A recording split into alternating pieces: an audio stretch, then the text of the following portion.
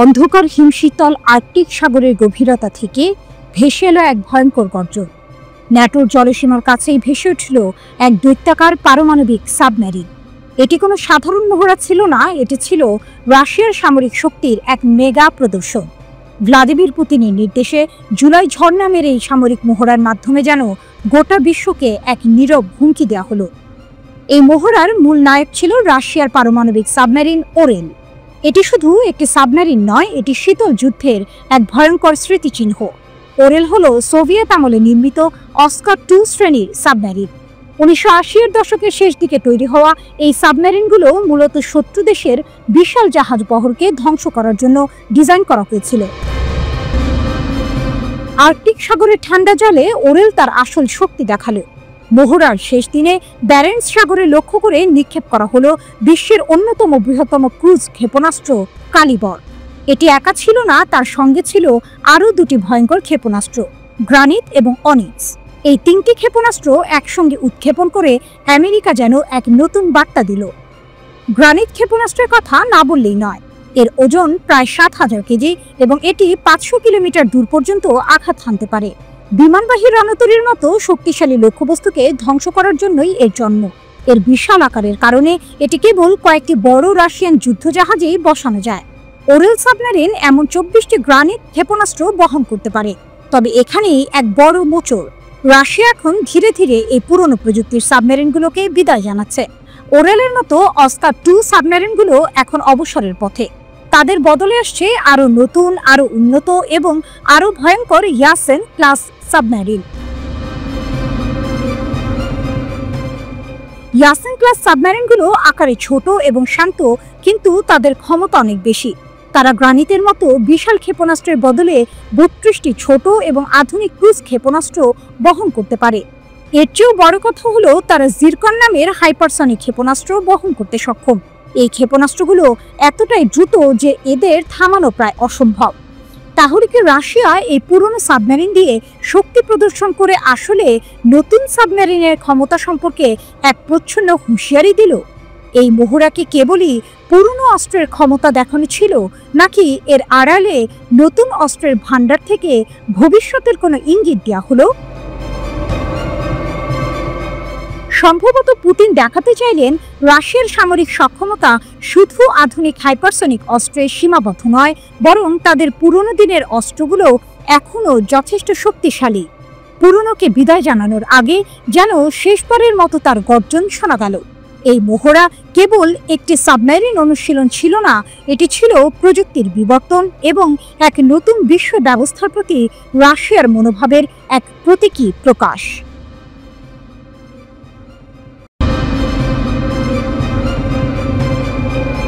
Iran নেতানিয়াহুকে আতঙ্কিত করে তুলেছে। তার বাড়ির বাইরে ক্যামেরা স্থাপন করেছে। হত্যার চেষ্টার দাবির মধ্যে ইরানের একজন জ্যেষ্ঠ সংসদ সদস্যের বিশাল প্রকাশ। পেজেশকিয়ান আরাকচিকে হত্যার ষড়যন্ত্রের পর প্রতিশোধের প্রস্তুতি নিচ্ছে তেহরান। যুদ্ধ পুনরায় শুরু না হওয়ার জন্য নেতানিয়াহুকে ইরানের চূড়ান্ত সতর্কীকরণ।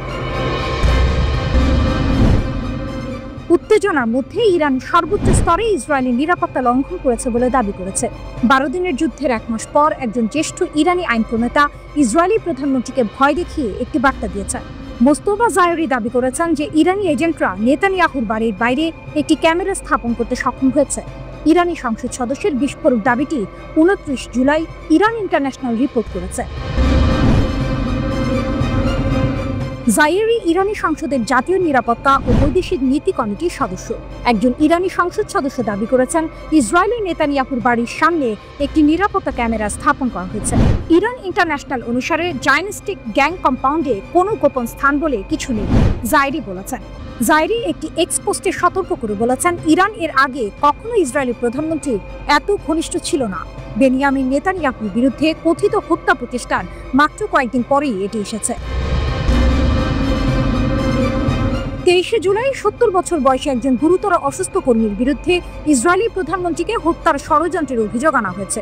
ওই নারী কেন্দ্রীয় ইসরায়েলের বাসিন্দা এবং দীর্ঘদিন ধরে সরকার বিরোধী আন্দোলনের সঙ্গে যুক্ত বলে জানিয়েছে কর্তৃপক্ষ। পুলিশের মতে অভিযুক্ত ওই নারী নেতানিয়াহুকে হত্যার জন্য নিজ হাতেই একটি বিস্ফোরক তৈরি করেছিলেন। পরিকল্পনা বাস্তবায়ন করতে তিনি আরও কয়েকজন সরকার বিরোধী কর্মীর সঙ্গে যোগাযোগ করে অস্ত্র সংগ্রহের চেষ্টা করেছিলেন। শুধু তাই নয়, নেতানিয়াহুর নিরাপত্তা ব্যবস্থা সম্পর্কেও তথ্য জানার চেষ্টা করেন তিনি। 28 জুলাই ইসরায়েলি মন্ত্রী ইসরায়েল কাটসের বিরুদ্ধেও একটি হত্যার ষড়যন্ত্রের কথা প্রকাশ করা হয়েছে। একজন ইসরায়েলি নাগরিক ইসরায়েল কাটসের বাড়ির কাছে একটি শক্তিশালী বোমা রেখেছিলেন বলে অভিযোগ করা হয়েছে। তেহরানের হাই প্রোফাইল হত্যার চেষ্টার অভিযোগের পর ইরানি এমপির দাবিও এসেছে। ইরানের পররাষ্ট্রমন্ত্রী আরাকচি একটি সাক্ষাৎকারে দাবি করেছেন তার নিজের বাড়ির বিপরীতে একটি বাড়িতে বোমা রাখা হয়েছিল। ইরানের রাষ্ট্রীয় টিভিতে আরাকচি এ মন্তব্য করেছেন, কিন্তু ইরান ইন্টারন্যাশনাল অনুসারে সাক্ষাৎকারটি সম্প্রচারিত হয়নি। 12 দিনের যুদ্ধের সময় 16 জুন ইসরায়েল ইরানের রাষ্ট্রপতিকে হত্যার চেষ্টা করেছিল বলেও অভিযোগ রয়েছে। ফার্সের একটি প্রতিবেদনে বলা হয়েছে, পেজেশকিয়ানদের একটি বৈঠক স্থলে ইসরায়েল 6টি ক্ষেপণাস্ত্র বা বোমা দিয়ে আঘাত করেছিল। একটি গোপন ভূগর্ভস্থ স্থাপনায় ওই সভা চলাকালে ইসরায়েল সেই স্থাপনার উভয় দিকের প্রবেশ পথে বোমা হামলা চালায়। এ সময় জরুরি বের হওয়ার পথ দিয়ে তিনি ও অন্যরা বের হয়ে আসার সময়ই তার পায়ে সামান্য আঘাত লাগে।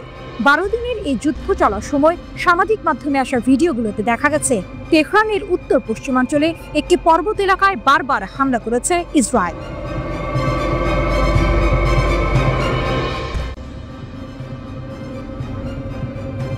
যে গোপন ফোন কল মধ্যপ্রাচ্যের ইতিহাস পাল্টে দিল। যুদ্ধের সবচেয়ে গুরুত্বপূর্ণ মুহূর্তটা রণক্ষেত্রে ছিল না, ছিল রিয়াদের এক শীতাতপ নিয়ন্ত্রিত রাজপ্রাসাদে। পেন্টাগন থেকে আসা একটি টপ সিক্রেট ফোন কলের অপর প্রান্তে ছিল চরম আকুতি। ইসরায়েলের আকাশসীমা তখন ইরানের ক্ষেপণাস্ত্রের আগুনে জ্বলছে, আর বিশ্বের সবচেয়ে শক্তিশালী সেনাবাহিনী খুব করে চাইছে তাদের নিজেদেরই বিক্রি করা অস্ত্র ধার দেওয়ার জন্য। কিন্তু অপর প্রান্ত থেকে যে উত্তরটি এসেছিল তা ছিল পারমাণবিক বোমার চেয়ে শক্তিশালী, এক অবিশ্বাস্য না। গত জুনে ইরান ইসরায়েল সংঘাতের সময় এক অভূতপূর্ব দৃশ্য দেখেছিল বিশ্ব। ইসরায়েলের গর্ব আয়রন ডোম থেকে শুরু করে মার্কিন থার্ড এবং অ্যারো ডিফেন্স সিস্টেম সবকিছুকে ছিন্ন ভিন্ন করে দিচ্ছিল ইরানের নিখুঁত ব্যালিস্টিক ক্ষেপণাস্ত্র। বৃষ্টির মতো ছুটে আসা এই ক্ষেপণাস্ত্র রুখতে গিয়ে ইসরায়েল এবং পেন্টাগনের ভান্ডার প্রায় শূন্য হয়ে আসে। মার্কিন রণতরী থেকে ছোড়া SM-3 মিসাইলও এই আগুনের বৃষ্টি থামাতে পারছিল না। ঠিক তখনই চরম হতাশার মুহূর্তে যুক্তরাষ্ট্র তার পুরনো মিত্র সৌদি আরবের দ্বারস্থ হয়। অনুরোধ ছিল সহজ, ইসরায়েলকে বাঁচাতে আপনাদের হাতে থাকা মার্কিন প্যাট্রিয়ট মিসাইল ডিফেন্স সিস্টেমগুলো ধার দিয়ে। যুক্তরাষ্ট্র বোঝানোর চেষ্টা করে ইরান শুধু ইসরায়েল নয়, সৌদি আরবের জন্য হুমকি। কিন্তু রিয়াদ সেই অনুরোধে কর্ণপাত করেনি। সৌদি আরবের এই না কোনো আবেগপ্রসূত সিদ্ধান্ত ছিল না, ছিল বরফ শীতল এক হিসাবের ফল। প্রথমবারের মতো সৌদি শাসকরা নিজের চোখে দেখেছিল মার্কিন যুক্তরাষ্ট্রের দেয়া নিরাপত্তা প্রতিশ্রুতির দেয়াল কতটা ঠুনকো। তারা দেখছিল যে ইসরায়েলকে অপ্রতিরোধ্য ভাবা হতো, ইরানের বুদ্ধিদীপ্ত কৌশলের সামনে তার প্রযুক্তিগত অহংকার চূর্ণ বিচূর্ণ হয়ে যাচ্ছে। ইরান কেবল ক্ষেপণাস্ত্র ছুটছিল না, তারা যুক্তরাষ্ট্র ও ইসরায়েলের প্রতিরক্ষা ব্যবস্থার দুর্বলতাকে কাজে লাগিয়ে এমন পরিমাণে হামলা চালাচ্ছিল যা প্রতিরোধ করা অসম্ভব হয়ে পড়েছিল। সৌদি আরব বুঝতে পেরেছিল আজ যদি তারা ইসরায়েলকে বাঁচাতে নিজেদের অস্ত্র তুলে দেয়, তাহলে কাল ইরানের পরবর্তী লক্ষ্যবস্তু হবে রিয়াদ, এবং তাদের রক্ষা করার মতো কেউ থাকবে না। এই একটি ঘটনাই ওয়াশিংটনের প্রতি তাদের বিশ্বাসের কফিনে শেষ পেরেক ঠুকে দেয়। শুধু সৌদি আরব নয়, সংযুক্ত আরব আমিরাতও একই পথ অনুসরণ করে।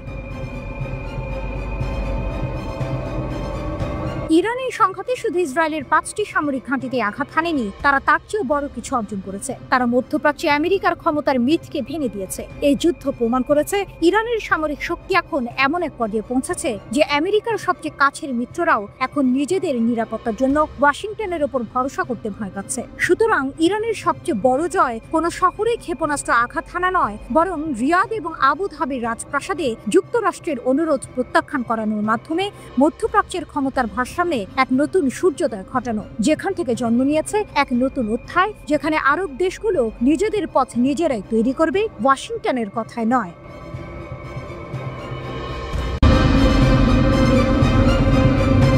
মধ্যপ্রাচ্যের আকাশে নতুন অধ্যায়। রুশ ঢালে অপ্রতিরোধ ইরান। তেল আবিব থেকে ওয়াশিংটন, বিশ্বের তাবর তাবর সামরিক হেডকোয়ার্টারের মনিটরে ভেসে ওঠা একটি লাল বিন্দু সব হিসেব উল্টে দেবে। এতদিন যে ইসরায়েলি F-35 স্টেলথ ফাইটারকে আকাশের অপ্রতিরোধ শিকারী বলে মনে করা হতো, সেটিই এখন শিকারে পরিণত হবে। ইরানের মরুভূমির আকাশে এক নীরব প্রহরী জেগে উঠেছে, যার অদৃশ্য জাল ভেদ করা প্রায় অসম্ভব। খেলা ঘুরে গেছে। ইরানের পারমাণবিক কর্মসূচির প্রাণকেন্দ্র ইস্পাহানের আকাশ এখন আর আগের মতো নেই। গত ২৬ জুলাই মরুভূমির বুক চিরে যখন একটি মিসাইল আকাশে গর্জে উঠল, তখন তা শুধু একটি পরীক্ষা ছিল না, ছিল মধ্যপ্রাচ্যের ক্ষমতার ভারসাম্যে একটি ভূ রাজনৈতিক ভূমিকম্পের ঘোষণা। এটি ছিল রাশিয়ার কিংবদন্তি তুল্য S-400 ট্রায়াঙ্গ এয়ার ডিফেন্স সিস্টেমের প্রথম অপারেশনাল পরীক্ষা, যা এখন ইরানের হাতে।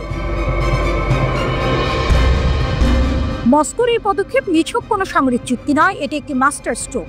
অত্যন্ত গোপনে রাশিয়ান Il-76 পরিবহন বিমানে করে এই মারাত্মক সিস্টেমের বিভিন্ন অংশ তেহরানে এসে পৌঁছায়। রাশিয়া আনুষ্ঠানিকভাবে মুখে কুলুপ এঁটেছে, যা এই ঘটনাকে আরও রহস্যময় এবং ভয়ঙ্কর করে তুলেছে। S-400 শুধু একটি মিসাইল সিস্টেম নয়, এটি প্রায় ৪০০ কিলোমিটার পর্যন্ত বিস্তৃত এক দুর্ভেদ্য দুর্গ। এর রাডার এতটাই শক্তিশালী যে মার্কিন ও ইসরায়েলিদের অহংকার F-35 স্টেলথ জেটের ছায়াও তার চোখ এড়াতে পারবে না। এর মানে হলো ইরানের আকাশে হামলা চালানোর চিন্তা এখন দুঃস্বপ্নের নামান্তর। ইরানের আকাশসীমায় প্রবেশ করার অর্থ এক অদৃশ্য মৃত্যু ফাঁদে পা দেয়া। কিন্তু প্রশ্ন হলো, রাশিয়া হঠাৎ কেন তার সবচেয়ে উন্নত প্রতিরক্ষা ব্যবস্থা ইরানকে দিল? এখানেই লুকিয়ে আছে আসল টুইস্ট। এটি কোনো উপহার নয়, বরং ইরানের এক শীতল প্রতিশোধ এবং ভূ রাজনৈতিক দাবা খেলার চূড়ান্ত চাল। বেশ কিছুদিন ধরেই রাশিয়ার কাছ থেকে Su-35 যুদ্ধ বিমান পাওয়ার কথা ছিল ইরানের, কিন্তু মস্কো সেই প্রতিশ্রুতি পূরণে দেরি করছিল। সহ্য করতে না পেরে তেহরান তার ধৈর্যের শেষ সীমায় পৌঁছে যায়। তারা মস্কোকে একটি স্পষ্ট বার্তা দেয়, হয় প্রতিশ্রুত যুদ্ধ বিমান দিন, না হলে আমাদের আকাশ রক্ষার জন্য আরও শক্তিশালী কিছু চাই। চাপের মুখে রাশিয়া তার তুরুপের তাস S-400 ইরানের হাতে তুলে দিতে বাধ্য হয়। এটি প্রমাণ করে ইরান এখন আর রাশিয়ার দাবার ঘুঁটি নয়, বরং নিজেই একজন শক্তিশালী খেলোয়াড়, যে প্রয়োজনে রাশিয়ার মতো পরাশক্তিকেও তার দাবি মানতে বাধ্য করতে পারে। এই একটি পদক্ষেপের মাধ্যমে ইরান এবং রাশিয়া যৌথভাবে মধ্যপ্রাচ্যে নিজেদের শক্তির এক নতুন বলয় তৈরি করেছে। ইরানের হাতে এখন এমন এক ঢাল, যা তার পারমাণবিক স্থাপনাগুলোকে যে কোনো হামলা থেকে রক্ষা করবে। অন্যদিকে রাশিয়া তার মিত্রকে শক্তিশালী করে এই অঞ্চলে মার্কিন ও ইসরায়েলি প্রভাবকে সরাসরি চ্যালেঞ্জ জানিয়েছে। মধ্যপ্রাচ্যের দাবা বোর্ডে পুরনো সব চাল এখন অচল। বিশ্ব এখন রুদ্ধশ্বাসে অপেক্ষা করছে এই নতুন চালের জবাবে ইসরায়েল এবং আমেরিকা তাদের পরবর্তী পদক্ষেপ কি নেয়। তবে একটি বিষয় স্পষ্ট, ইরানের আকাশ আর কারো খেলার মাঠ নয়।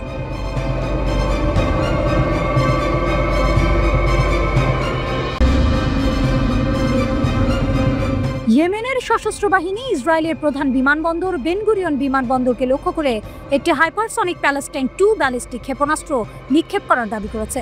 এই হামলার ফলে ইসরায়েলে ব্যাপক আতঙ্ক ছড়িয়ে পড়ে এবং বিমানবন্দরের কার্যক্রম সাময়িকভাবে বন্ধ হয়ে যায়। ইয়েমেনি সশস্ত্র বাহিনীর মুখপাত্র ব্রিগেডিয়ার জেনারেল ইয়াহিয়া সারি জানিয়েছেন, ইয়েমেনি সশস্ত্র বাহিনীর ক্ষেপণাস্ত্র ইউনিট অধিকৃত জাফা বা তেল আবিব অঞ্চলের বেন গুরিয়ন বিমানবন্দর লক্ষ্য করে এই গুণগত সামরিক অভিযান চালিয়েছে। তিনি দাবি করেছেন, ক্ষেপণাস্ত্রটি সফলভাবে তার লক্ষ্যবস্তুতে আঘাত এনেছে এবং এর ফলে লক্ষ লক্ষ ইসরায়েলিকে আশ্রয় কেন্দ্রে পালিয়ে যেতে বাধ্য করা হয়েছে, যা বিমানবন্দরের বিমান চলাচল বন্ধ করে দিয়েছে। সারি আরো বলেন, এই হামলা গাজা গণহত্যা এবং ইসরায়েলি আগ্রাসনের প্রতিশোধ হিসেবে চালানো হয়েছে। তিনি দৃঢ়ভাবে বলেছেন, গাজা অবরোধ শেষ না হওয়া পর্যন্ত ইয়েমেনি বাহিনী তাদের অভিযান চালিয়ে যাবে। ফিলিস্তিনের প্রতি ইয়েমেনের সমর্থন সংহতি ও কর্তব্যের উপর ভিত্তি করে বলে তিনি জোর দেন এবং ফিলিস্তিনিদের পাশে থাকার প্রতিশ্রুতি পুনর্ব্যক্ত করেন। ইসরায়েলের প্রতিক্রিয়া ও পাল্টা দাবি। অন্যদিকে ইসরায়েলি প্রতিরক্ষা বাহিনী IDF জানিয়েছে, তারা ইয়েমেন থেকে ছোড়া ক্ষেপণাস্ত্রটি প্রতিহত করেছে। ইসরায়েলি চ্যানেল 12 নিশ্চিত করেছে, ক্ষেপণাস্ত্র হামলার পর তেল আবিব, আল কুদস এবং অন্যান্য এলাকায় সাইরেন বেজে ওঠে এবং বেন গুরিয়ন বিমানবন্দরে আগমন ও বহির্গমন উভয়ই সাময়িকভাবে স্থগিত করা হয়। IDF একটি সরকারি পরামর্শ জারি করে জনগণকে হোম ফ্রন্ট কমান্ডের নিরাপত্তা নির্দেশিকা অনুসরণ করার আহ্বান জানিয়েছে। তারা নিশ্চিত করেছে, বিমান প্রতিরক্ষা ব্যবস্থা সক্রিয় করা হয়েছিল এবং প্রোটোকল ও প্রতিরক্ষা পদ্ধতি অনুসারে ক্ষেপণাস্ত্রটি সফলভাবে বাধা দেওয়া হয়েছে। এই হামলা মধ্যপ্রাচ্যে চলমান উত্তেজনার পারদ আরও বাড়িয়ে দিয়েছে।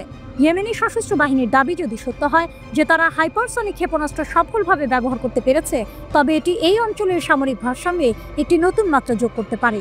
হাইপারসনিক ক্ষেপণাস্ত্রগুলো শনাক্ত করা এবং প্রতিহত করা অত্যন্ত কঠিন, যা এই ধরনের হামলাকে আরও বিপজ্জনক করে তোলে। যদিও ইসরায়েল ক্ষেপণাস্ত্রটি প্রতিহত করার দাবি করেছে, তবে এই ঘটনাটি তাদের আকাশ প্রতিরক্ষা ব্যবস্থার কার্যকারিতা এবং ভবিষ্যৎ হুমকির মুখে তাদের প্রস্তুতি নিয়ে নতুন করে আলোচনা শুরু করেছে। গাজায় চলমান মানবিক সংকটের প্রেক্ষাপটে দখলদার ইসরায়েলের বিরুদ্ধে সামরিক অভিযান আরও জোরদার করার ঘোষণা দিয়েছে ইয়েমেনের সশস্ত্র বাহিনী। এক বিবৃতিতে ইয়েমেনি সেনাবাহিনী বিশ্বের সব জাতির প্রতি আহ্বান জানিয়েছে যাতে তারা ইসরায়েলকে গাজায় আগ্রাসন বন্ধ করতে এবং গাজার উপর অবরোধ প্রত্যাহার করতে চাপ সৃষ্টি করে, যাতে আরও বড় সংঘাত এড়ানো যায়। ইয়েমেনি সশস্ত্র বাহিনী জোর দিয়ে বলেছে, ফিলিস্তিনি জনগণের দুর্ভোগের প্রেক্ষিতে নৈতিক ও মানবিক দায়বদ্ধতা থেকে তারা এই পদক্ষেপ নিচ্ছে।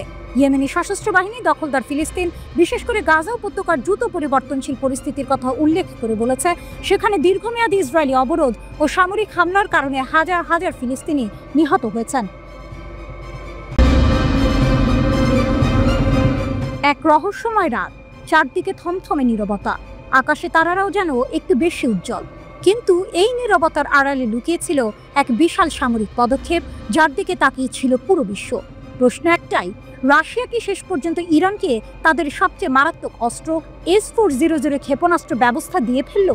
আর যদি দিয়েই থাকে, তবে কি ইরান সেই আকাশের ঢাল সফলভাবে পরীক্ষা করে ফেলেছে? এর পেছনে কি রয়েছে ইসরায়েলের সাথে এক রক্তক্ষয়ী যুদ্ধের পর পুতিনের এক গোপন চাল, কিংবা দ্বিতীয় কোনো সর্বাত্মক যুদ্ধের আগে ইসরায়েলের জন্য এটি পুতিনের এক অপ্রত্যাশিত চমক? এক ভয়ঙ্কর সত্যের উন্মোচন। জানা গেছে, ইরান নাকি রাশিয়ার তৈরি S-400 বিমান প্রতিরক্ষা ব্যবস্থার প্রথম কার্যকর পরীক্ষা সম্পন্ন করেছে। ইরানের প্রতিরক্ষা বিষয়ক সংবাদ মাধ্যম birun.info এই চাঞ্চল্যকর খবরটি প্রকাশ করেছে। S-400-কে শুধু একটি ক্ষেপণাস্ত্র ব্যবস্থা বললে ভুল হবে। এটি বিশ্বের অন্যতম সবচেয়ে উন্নত বিমান প্রতিরক্ষা ব্যবস্থা, যা আকাশকে এক দুর্ভেদ্য দুর্গে পরিণত করতে পারে। এর আগে জুন মাসের এক ভয়াবহ সংঘাতে ইসরায়েলি বিমান বাহিনী ইরানের আকাশসীমায় ঢুকে পড়েছিল এবং তাদের বিমান হামলায় ইরানের S-300 ইউনিট সহ একাধিক বিমান প্রতিরক্ষা ব্যবস্থা ধ্বংস হয়ে গিয়েছিল। সেই ক্ষত কি শুকিয়ে গিয়েছিল, নাকি তার প্রতিশোধ নিতেই এই S-400 এর আগমন? বিশ্লেষকরা বলছেন, S-400 এর মোতায়েন ইসরায়েলের জন্য ভবিষ্যতে ইরানের আকাশসীমা লঙ্ঘন করাকে অনেক বেশি কঠিন করে তুলবে। রহস্যময় মহড়া এবং অদৃশ্য সংকেত। ডিফেন্স সিকিউরিটি এশিয়ার মতে, এই পরীক্ষায় সম্পূর্ণ S-400 ব্যাটারি কনফিগারেশন ব্যবহার করা হয়েছে। অর্থাৎ শুধু একটি ক্ষেপণাস্ত্র নয়, বরং একটি পূর্ণাঙ্গ প্রতিরক্ষা ব্যবস্থা পরীক্ষা করা হয়েছে। এতে ছিল বিগ বার্ড এবং গ্রেভস্টোন রাডার, যা শত্রুদের গতিবিধি নিখুঁতভাবে চিহ্নিত করতে পারে। এছাড়াও ছিল কমান্ড ও কন্ট্রোল ইউনিট। ইরানে অপারেশনাল মহড়ার সময় একাধিক 5P-85 TE-2 লঞ্চার দেখা গেছে। ক্ষেপণাস্ত্র ব্যবহার করা হয়েছে বলে জানা গেছে, যা 380 কিলোমিটার দূরের লক্ষ্যবস্তুতে আঘাত হানতে সক্ষম। কিন্তু এখানেই একটি টুইস্ট আছে। রাশিয়া বা ইরানের প্রতিরক্ষা মন্ত্রণালয় কেউই আনুষ্ঠানিকভাবে এই S-400 পরীক্ষার বিষয়টি নিশ্চিত করেনি। তাহলে খবরটি কি ভিত্তিহীন? না, এখানেই আসে এক চমক। ওপেন সোর্স ইন্টেলিজেন্স OSINT সূত্রগুলো জানিয়েছে, তারা এমন কিছু রাডার নির্গমন শনাক্ত করেছে যা S-400 সিস্টেমের প্রোফাইলের সাথে হুবহু মিলে যায়। এর মানে হলো, হয়তো গোপনে লোকচক্ষুর আড়ালে এই পরীক্ষা চালানো হয়েছে এবং এই সংকেতগুলোই রহস্যের জট খুলে দিয়েছে। ভবিষ্যতের দিকে এক নতুন চ্যালেঞ্জ। উপসাগরীয় অঞ্চলের একজন প্রতিরক্ষা বিশেষজ্ঞ এই ঘটনাকে ইরানের বিমান প্রতিরক্ষা ক্ষমতার জন্য এক বড় অগ্রগতি বলে অভিহিত করেছেন। তার মতে, S-400 এর এই মোতায়েন ভবিষ্যতে এই অঞ্চলে ইসরায়েলি F-35 যুদ্ধ বিমান এবং ড্রোন অভিযানকে তীব্র চ্যালেঞ্জের মুখে ফেলবে। ইসরায়েল কি এই অপ্রত্যাশিত শক্তি বৃদ্ধির জন্য প্রস্তুত ছিল, নাকি এটি তাদের জন্য এক শক ট্রিটমেন্ট, যা দ্বিতীয় কোনো সর্বাত্মক যুদ্ধের চিত্র বদলে দিতে পারে? এই প্রশ্নগুলোর উত্তর হয়তো সময় দেবে। তবে একটি বিষয় স্পষ্ট, মধ্যপ্রাচ্যের আকাশে নতুন করে ক্ষমতার ভারসাম্য বদলে যাচ্ছে এবং এর পেছনে লুকিয়ে আছে গভীর সামরিক ও রাজনৈতিক চাল। সামনের দিনগুলো আরও উত্তেজনাপূর্ণ হতে চলেছে, যখন এই রহস্যময় S-400 এর ক্ষমতা এবং প্রভাব প্রকাশ্যে আসবে। MBS এর প্রতিশ্রুতির কয়েক ঘন্টা পরেই সৌদি আরবের প্রতিবেশী ইসরায়েলে ক্ষেপণাস্ত্র নিক্ষেপ করেছে। ইসরায়েলের সাথে সম্পর্ক স্থাপনের চুক্তি প্রত্যাখ্যান করায় ইসরায়েলি ক্ষেপণাস্ত্র সাইরেন বাজছে। এই অভিযানের পর মধ্য ইসরায়েল এবং জেরুজালেম এলাকায় সাইরেন বেজে ওঠে। 18 মার্চ গাজা যুদ্ধবিরতি শেষ হওয়ার পর থেকে ইয়েমেনের সশস্ত্র বাহিনী ইসরায়েলের দিকে 66টি ক্ষেপণাস্ত্র নিক্ষেপ করেছে। এছাড়াও একই সময়ে ইয়েমেনি যোদ্ধারা ইসরায়েলের দিকে 17টি ড্রোনও নিক্ষেপ করেছে। ইয়েমেনের বিদ্রোহীরা ইসরায়েলের ধ্বংসাত্মক যুদ্ধ অব্যাহত থাকায় গাজার পাশে থাকার প্রতিশ্রুতি দিয়েছে। ইয়েমেনি সশস্ত্র বাহিনী যুদ্ধের অবসান এবং ছিটমহলের ওপর ইসরায়েলি অবরোধ তুলে নেওয়ার দাবি জানিয়েছে। তারা লোহিত সাগর এবং এডেন উপসাগরে আন্তর্জাতিক জাহাজ চলাচলেও আক্রমণ চালিয়ে যাচ্ছে। গাজা যুদ্ধের মধ্যে ইয়েমেনি সশস্ত্র বাহিনী ইসরায়েলের সাথে বাণিজ্যে জড়িত যে কোনো জাহাজকে লক্ষ্য করে হামলা চালানোর প্রতিশ্রুতি দিয়েছে। ইসরায়েলের উপর সর্বশেষ আক্রমণটি এমন এক সময় ঘটল যখন গাজার পরিস্থিতি বিশ্বকে আতঙ্কিত করে তুলেছে। ইসরায়েলি অবরোধের কারণে গাজায় ব্যাপক দুর্ভিক্ষ বিশ্ব জুড়ে ক্ষোভের সৃষ্টি করেছে। দুই রাষ্ট্র সমাধানের পক্ষে সমর্থন আদায়ের জন্য জাতিসংঘে 2 দিনের সম্মেলনের আয়োজন করে সৌদি আরব এবং ফ্রান্স। ফিলিস্তিনি রাষ্ট্রের রোডম্যাপ ছাড়া ইসরায়েলের সাথে সম্পর্ক স্বাভাবিক করার সম্ভাবনা নাকচ করে দিয়েছে সৌদি আরব। ফিলিস্তিন ইসরায়েল দ্বন্দ্বের অবসানে একটি কার্যকর স্থায়ী দ্বিরাষ্ট্র সমাধান বাস্তবায়নে স্পষ্ট, সময় সীমাবদ্ধ এবং অপরিবর্তনীয় পদক্ষেপ নেওয়ার আহ্বান জানিয়েছে সৌদি আরব ও ফ্রান্স। রিয়াদ ও প্যারিসের যৌথ উদ্যোগে প্রকাশিত এক ঘোষণাপত্রে গাজায় 21 মাস ধরে চলা যুদ্ধ অবসানের মধ্য দিয়ে সমাধান প্রক্রিয়া শুরু করার কথা বলা হয়েছে। ঘোষণাপত্রে বলা হয়েছে, যুদ্ধবিরতির পরপরই গাজায় একটি অস্থায়ী প্রশাসনিক কমিটি গঠন করতে হবে, যা ফিলিস্তিনি কর্তৃপক্ষের আওতায় পরিচালিত হবে। সেই সঙ্গে জাতিসংঘ নিরাপত্তা পরিষদের ম্যান্ডেটভুক্ত একটি আন্তর্জাতিক স্থিতিশীলতা মিশন মোতায়েনের প্রস্তাব দেওয়া হয়েছে। এই মিশনে অংশ নিতে আগ্রহ প্রকাশ করেছে বেশ কয়েকটি রাষ্ট্র। এদিকে দীর্ঘদিন অবরুদ্ধ ফিলিস্তিনের গাজা উপত্যকার ক্ষুধার্ত ও দুর্দশাগ্রস্ত মানুষের জন্য মানবিক সহায়তা পাঠিয়েছে সৌদি আরব। 30 জুলাই সকালে রাফা ক্রসিং দিয়ে 6টি ট্রাকে করে এসব সহায়তা গাজায় প্রবেশ করে। আরব নিউজ জানিয়েছে, সৌদি বাদশাহ সালমানের মানবিক সহায়তা ও ত্রাণ কেন্দ্রকে এস রিলিফের তত্ত্বাবধানে এই সহায়তা পাঠানো হয়েছে। ট্রাকগুলোতে প্রধানত খাদ্য সামগ্রী ছিল, যা গাজার ক্ষুধার্ত জনগণের জন্য অত্যন্ত প্রয়োজনীয় বলে বিবেচিত। ইসরায়েলের টানা বর্বর হামলার কারণে গাজা এখন ভয়াবহ মানবিক সংকটে পড়েছে। সেখানে বহু মানুষ খাদ্য, চিকিৎসা ও নিরাপত্তাহীনতার মধ্যে দিন পার করছেন। আন্তর্জাতিক মহলের চাপের মুখে সম্প্রতি সীমিত আকারে গাজায় ত্রাণবাহী ট্রাক প্রবেশের অনুমতি দিচ্ছে ইসরায়েল। তবে সেসব সহায়তা বিপুল চাহিদার তুলনায় খুবই কম। 2023 সালের 7 অক্টোবর থেকে দখলদার ইসরায়েলের বর্বর অভিযান শুরু হয় গাজায়। এখন পর্যন্ত ওই হামলায় 60,000-এর বেশি মানুষ নিহত হয়েছেন এবং আহত হয়েছেন প্রায় 1.5 লাখ।